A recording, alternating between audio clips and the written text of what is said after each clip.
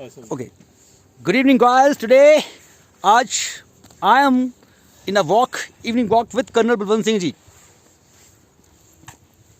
So, guys, आज की इस इवनिंग वॉक में हम कुछ छुपे हुए पहलू, हाँ, कुछ छुपे हुए किस्से, कहानियाँ, कुछ पहलू जो है हम सुनेंगे. तो वेलकम करते हैं कर्नल बलवंत सिंह जी को. Thank you. जय हिंद टू एवरीवन. कर्नल वर्ड है ना, सुनते हैं, बोलते हैं तो एक गर्व महसूस होता है हमको. आर्मी में कर्नल,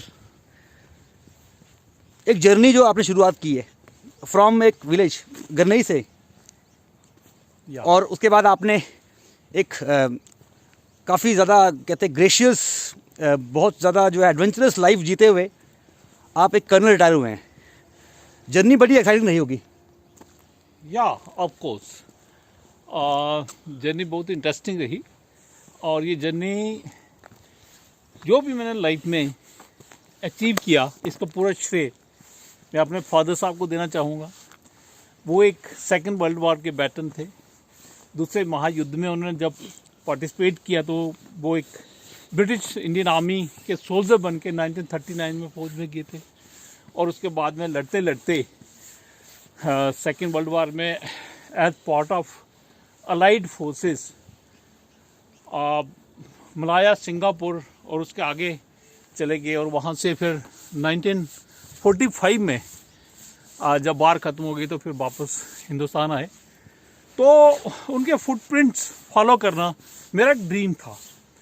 गवर्नमेंट हाई स्कूल गढ़ी में पढ़े यहाँ, लेकिन दिल में ये था कि मैं भी एक फ़ौजी बनूँगा, एक सोल्जर बनूँगा. और उसी तरह से it was in the month of July 1978 जब ये सपना पूरा हुआ और मैं इंडियन आर्मी ज्वाइन करके जबलपुर में ट्रेनिंग के लिए चला गया. ट्रेनिंग बड़ी टफ थी और बड़ी एक्साइटिंग भी थी. बहुत से फ्रेंड्स मिले all over of the country, बड़ा एक्सपोजर मिला. और ट्रेनिंग ख़त्म करके जब हम लोग पलटन में पहुंचे तो वहाँ पर एक हायरार्की थी, अफसर, जेसीओज, अदर रैंक्स. तो उस समय मेरे दिमाग में ये आया कि मैं भी क्यों ना ऑफिसर बनूं. तो कुछ लोगों ने बोला बनना तो मुश्किल है, लेकिन कुछ लोग इनकरेज करने वाले भी थे. तो वो एक दिमाग में एक सोच आ गया, एक विचार आया कि हाँ मैं करूँगा.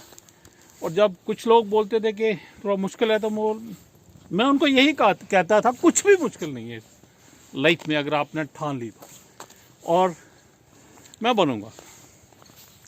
फिर मैंने यहाँ से मैं हायर सेकेंडरी पार्ट 1 करके गया था. तो मैंने पोस्ट ग्रेजुएशन की, बीएड की, और एक फॉरेन टेन्योर काट के जब भारत में वापस आया तो मैंने कमीशन के लिए अप्लाई किया. तो I was lucky one out of 21 candidates to get through.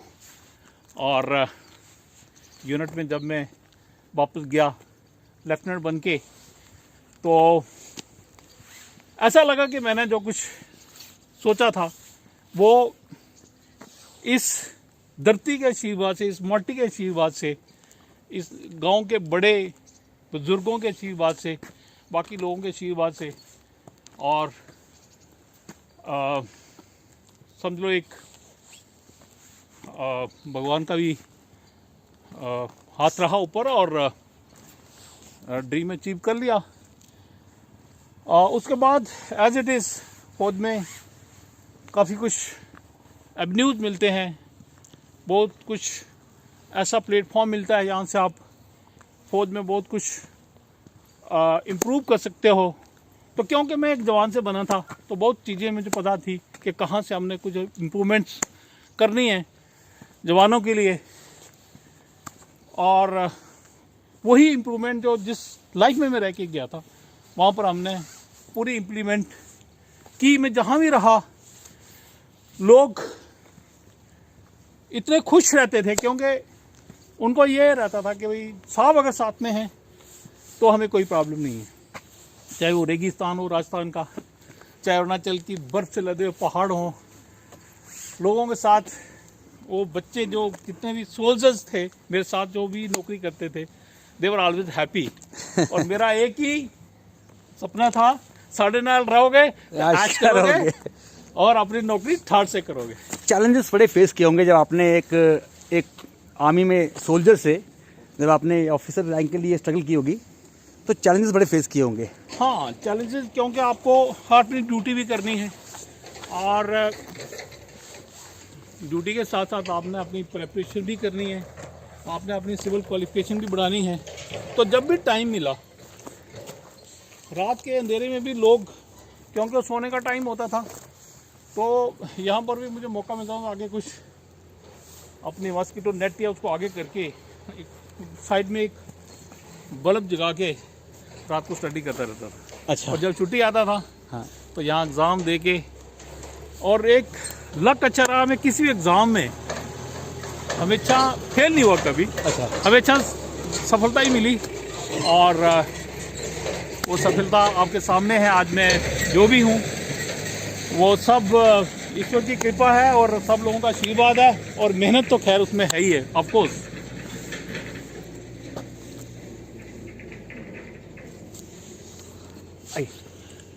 अच्छा, जर्नी कंप्लीट हो गई है या अभी मतलब ख़त्म कर दी जर्नी आपने?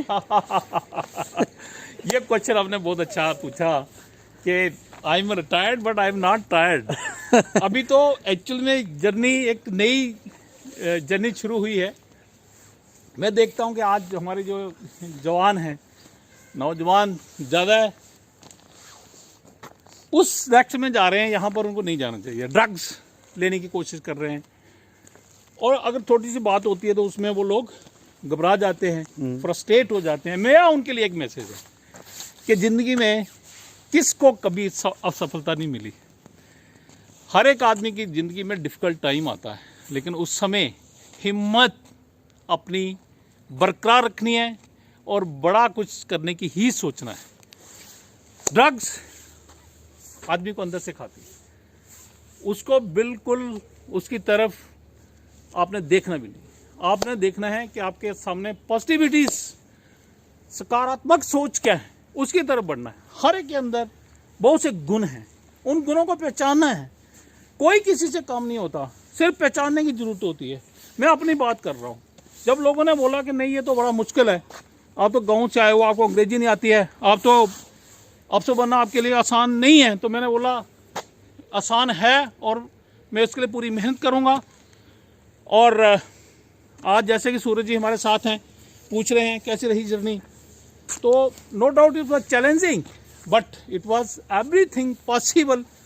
और मेहनत से और ईमानदारी से जो भी आगे बढ़ने की कोशिश करता है, वो ऊपर एक सुप्रीम पावर बैठी है, भगवान देखता रहता है और उसको पक्का सफलता मिलती है। और हर एक जवान के लिए, चाहे वो कहीं भी है, गांव में है, सिटी में है, कहीं भी है, सबके लिए मेरा एक मैसेज है कि अपना एक सामने एक मुद्दा रखो, एक आप एम रखो अपना, और उसको अचीव करने के लिए अब तन मन धन से मेहनत करो। और मैं बताना चाहता हूँ कि कुछ मुश्किल नहीं है, सब कुछ अचीवेबल है। सिर्फ एक सोच अपनी जो है उसको सकारात्मक और बड़ा रखना है। मिशन यूथ एम्पावरमेंट क्या है ये? या मिशन यूथ एम्पावरमेंट का मेरा एक ये जो अभी मिशन चल रहा है, इसमें मैं youth of the country, because they are the vibrant force, they can only contribute to build a nation. Army में हमने देखा कि वहाँ पर जो भी यंग लोग भर्ती किए जाते हैं और वो अपनी जी जान से, तन मन धन से देश की सेवा करते हैं, और अपनी जान की परवाह किए बगैर कहीं भी जाने के लिए, किसी भी टाइम जब हमें अटेस्टेशन परेड की जाती है तो उसमें बताया जाता है कि आकाश, जमीन, जल, कहीं भी आपको भेजा जाएगा, आप जाएंगे तो आप बोलते हैं तिरंगे झंडे की तरफ हाथ करके क्या हाँ हम जाएंगे। वो आज जज्बा हर एक जवान, हर एक नौजवान के अंदर होना चाहिए। और अगर वो ये जज्बा रखें तो ये नहीं है कि वो आर्मी में ही ज्वाइन करके देश की सेवा कर सकते हैं।